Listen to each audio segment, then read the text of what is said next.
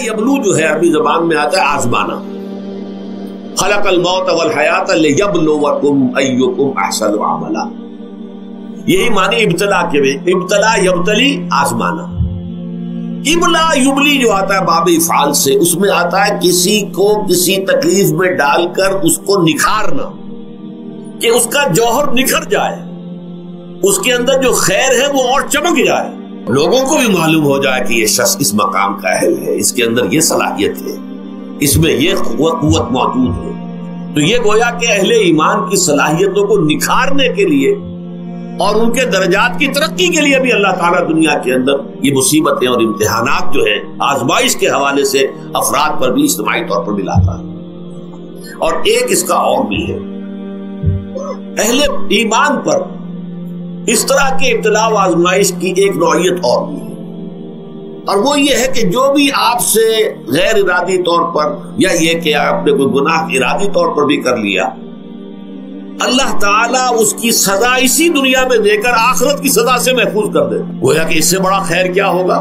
یہاں کی سزا کیا ہے؟ جھیل لی آپ نے، بخار آ گیا، ٹانگ ٹوٹ گئی، چلیے 3 مہینے آپ بستر پر پڑے رہے نا، اور کیا ہوا؟ کچھ نہیں. لیکن یہ کہ آخرت کی سزا ملتی بہت عظیم ہو، لہذا کفارہ بناتا ہے اللہ تعالیٰ گناہ. ان جو بھی گناہ ہو گئے ہیں، غلطیاں ہو گئی ہیں، ان کا کفارہ اللہ تعالیٰ بندہ مومن کے لیے. حضور کی ایک حدیث ہے، اس کا متن مجھے اس وقت یاد نہیں ہے، کہ مومن کا معاملہ عجیب ہے. اسے کوئی تکلیف پہنچتی ہے، صبر کرتا ہے، اس کے گناہوں کا کفارہ بن جاتا ہے، اور اگر کوئی خوبی ملتی ہے اس پر اللہ تعالیٰ کا شکر ادا کرتا ہے، اس کے درجات بلند ہو جاتے ہیں. تو یہ معاملہ جو ہے اللہ تعالیٰ کی طرف سے بندہ مومن کے حق میں خیر، کہ در حقیقت اس کے ان گناہوں کی پاداش کہ جو اس نے یہاں کر لیے ہیں، یہی دنیا میں دے کر دھو دیا جائے، پاک کر دیا جائے. جیسے آپ کو معلوم ہے دھوبی جو ہے کپڑے کو بھٹی میں چڑھاتا ہے، گرم پانی میں ڈالتا ہے کہ ڈالتا ہے تاکہ اس کا میل نکلے، اس کے آگے پٹکتا بھی ہے ذرا اس کو تاکہ وہ میل اچھی طرح چھٹ جائے اس سے. اسی طرح اگر دنیا میں ہمارے میل چھٹ جائیں، دنیا میں اگر ہمارے گناہ دھل جائیں، تو یہ بڑے نفع کا سودا ہے، بڑے نفع کا سودا ہے، بڑے نفع کا سودا ہے. اس اعتبار سے آپ غور کیجئے کہ اگر یہ حقائق ہمارے سامنے رہے تو کیا کوئی تکلیف دنیا کی ہمیں بھاری محسوس ہوگی؟ ہمیں تو بتایا یہ گیا ہے کہ عسیٰ ان تکرہوا شیئا وہو خیر لکم وعسیٰ ان تحبوا شیئا وہو شر لکم واللہ یعلم وانتم لا تعلمون. ہو سکتا ہے کہ تم کسی چیز کو ناپسند کرو، ذرا آنے کہ اسی میں تمہارے لیے خیر ہے، تمہیں نہیں پتا، اور ہو سکتا ہے تم کسی چیز کو پسند کرو، ذرا آنے کہ اس میں تمہارا شر ہے، لیکن تمہیں نہیں معلوم. اللہ یعلم وانتم لا تعلمون، اللہ جانتا ہے تم نہیں جانتے. اس حوالے سے سبردم بتو مایا خیشرا خدانی حساب کم و بیشرا. اے اللہ، اس کو کہتے ہیں تفویض.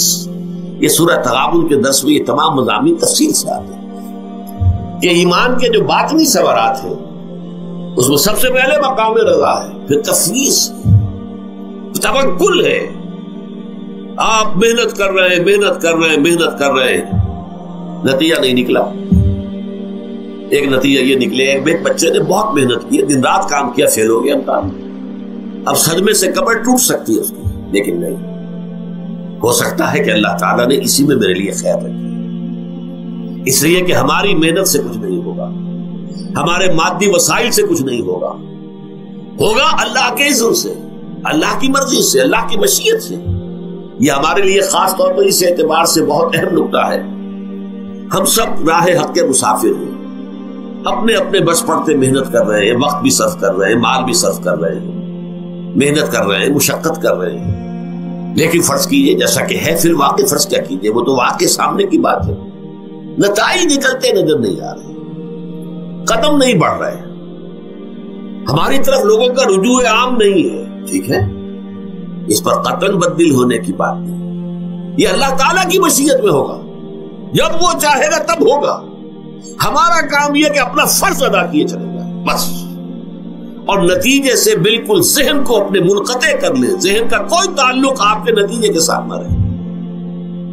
یہ جب تک کیفیت ہماری نہیں ہوگی، ہم اس راہ پر استقامت اور مدام اس پر محنت اور جد و جہد کرنا جو ہے وہ ہمارے لیے ممکن نہیں رہے گا. اس کے لیے میں اگر آپ کے سامنے رکھوں معاملہ کہ حضور صلی اللہ علیہ وسلم کے جو پہلے 10 برس ہیں، جب سے آپ کو آغاز ہوا ہے وحی کا، اس کے بعد سے پہلے 10 برس دن رات کی محنت، شدید مشقت، یہاں تک کہ اللہ بھی روک رہا ہے نبی آپ اپنے آپ کو ہلاک کر لیں گے، لعلک باخع نفسک الا یکونوا مؤمنین، کیا آپ اپنے آپ کو اس صدمے میں ہلاک کر لیں گے؟ یہ مان نہیں لا رہے، اس قدر صدمہ۔ لیکن اس کے ساتھ یہ ہے، یہ نہیں ہے کہ نتیجہ نہیں نکل رہا تو کام چھوڑ کے بیٹھ جائے، نہیں، معاذ اللہ معاذ اللہ، نتیجہ نہ نکلے تو حضرت نوح علیہ السلام کی عمر بھی اگر حضور کی ہوتی 950 برس بھی حضور دعوت دیتے تھے، آپ کا کام تھا، آپ کا فرض تھا۔ حضرت نوح علیہ السلام بھی تو آخر اللہ کے ایک بندے تھے، اللہ کے رسول تھے، 950 برس تک دعوت دی۔ فَلَبِثَ فِيهِمْ أَلْفَ سَنَةٍ إِلَّا 50 عَامًا، یہ تو ہم مانتے ہی نا، اگر قرآن کے اندر نص قطعی صریح الفاظ نہ ہوتے کہ 950 برس تک رہے، ورنہ یہ بات سمجھ سے باہر آتا رہے۔ عام طور پر معلوم ہوتا ہے کہ اس دور میں ابھی عمر زیادہ تھی لوگ۔ بہرحال جو میں نے عرض کیا تھا کہ دکھ جس سے انسان متاثر ہوتا ہے، اس کی ایک قسم وہ ہے کہ جو ہمارے ارادہ اور اختیار سے باہر، اللہ کی مشیت سے، اللہ کے اذن سے، اللہ کی مرضی سے آتا ہے۔ اس کے لیے ہمارا کام صرف برداشت ہے۔ جو شے بھی ہمیں برداشت کی صلاحیت عطا کر دے وہی اس کا علاج ہے۔ جیسے آپ کو معلوم ہے کہ بخار بہت تیز چڑھا ہوا ہے، اس کی دوا نہیں ہے اسپرین یا کوئی اور پیراسیٹامول، بخار کی شدت کو کم کر دے، وہ کوئی علاج نہیں ہے۔ علاج تو ہوگا اگر معلوم ہو کہ کون سے جراثیم ہے، کس کی وجہ سے ہے، اس کا صحیح اینٹی بایوٹک کون سا ہے، وہ علاج ہوگا۔ یہ علاج نہیں ہے، لیکن اس کی شدت کی کمی اور اس کے اندر جو احساس ہے جھیل جانے کا، وہ انسان کے لیے آسان ہو جاتا۔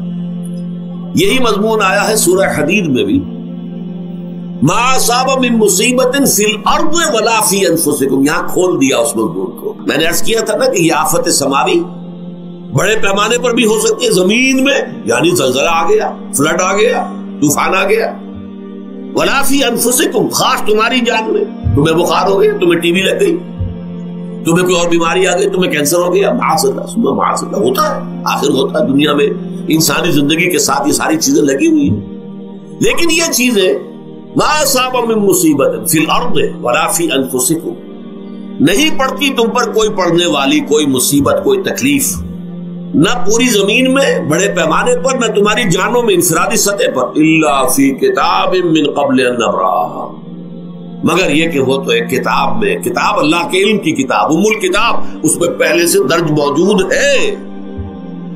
یہ الٹ اپ نہیں ہو گیا، یہ اچانک نہیں ہو گیا۔ آپ اچانک سمجھتے ہیں کہ صاحب میں تو جا رہا تھا، اچانک ٹرک نے آ کے مجھے دھکا مار دیا۔ اچانک کوئی شے یہاں نہیں ہوتی، اس کائنات میں پتہ تک نہیں ہلتا جب تک کہ اس نے رب نہ ہو۔ اچانک کا کیا سوال؟ در حقیقت جو ہوتا ہے وہ اللہ تعالیٰ کے علم میں پہلے سے ہے، علم کامل، ما کان وما یکون، جو کچھ ہوا ہے، جو کچھ ہوگا، مستقبل، ماضی، کل کا کل، آنے واحد میں اللہ کے علم میں موجود ہے۔ لہذا یہاں اچانک کچھ نہیں ہوتا، جو بھی آیا ہے اللہ کے علم سے آیا، اور یہ پہلے سے اللہ کے علم کے اندر موجود تھا، لکھا ہوا تھا، الا فی کتاب من قبل ان نبرأھا ان ذلک علی اللہ یسیر۔ یہ تمہیں تو مشکل نظر آئے گا لیکن اللہ پر بڑا آسان ہے، اللہ کا علم کامل، ما کانا ما یکون کو حاوی ہے۔ لِکَیْ لَا تَأْسَوْا عَلَىٰ مَا فَاتَکُم، تاکہ تم افسوس نہ کیا کرو ان چیزوں پر جو تم سے چھوٹ جائیں، جاتی رہے، چھن جائیں۔ کوئی موقع تھا ہاتھ سے نکل گیا، کوئی دولت تھی اس پر ڈاکہ پڑ گیا، کوئی اور مصیبت ہے وہ آ گئی، کوئی عزیز فوت ہو گیا، اکلوتا بیٹا تھا فوت ہو گیا، وغیرہ وغیرہ۔ ما فاتکم، فات سے ہی فوتیدگی ہے نا، جو شے بھی نکل جائے، چلی جائے، ہاتھ سے جاتی رہے، چاہے وہ کوئی آپ کا عزیز تھا جو فوت ہو گیا تو آپ کے ہاتھ سے نکل گیا، یا کوئی مال تھا جو آپ کے قبضے سے نکل گیا، ڈاکہ پڑ گیا، چوری ہو گئی، نقصان ہو گیا کاروبار میں بہت بڑا، اس پر افسوس نہ کیا کرو۔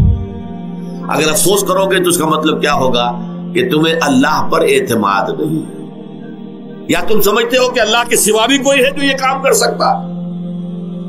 کائنات میں تو ایک ہی کی مرضی چلتی ہے، وہ ہے اللہ۔ لہذا اگرچہ وہ کسی کے ذریعے سے تکلیف آپ کو پہنچی ہے، کسی نے آپ کو پتھر مارا ہے، وہ پتھر ہو سکتا ہے آپ کو نہ لگتا، لگ گیا ہے تو اللہ کے فیصلے سے لگا ہے، اس کا باپ بھی نہیں پتھر مار سکتا آپ کو اگر اللہ کا اذن نہ ہو. لہذا آپ پتھر مارنے والے کو بھی مجرم سمجھیے، ٹھیک ہے، اس سے بھی قصاص لینے کا آپ کو حق ہے، لیکن یہ جان لیجئے کہ جو آیا ہے پتھر وہ اذن رب سے آیا.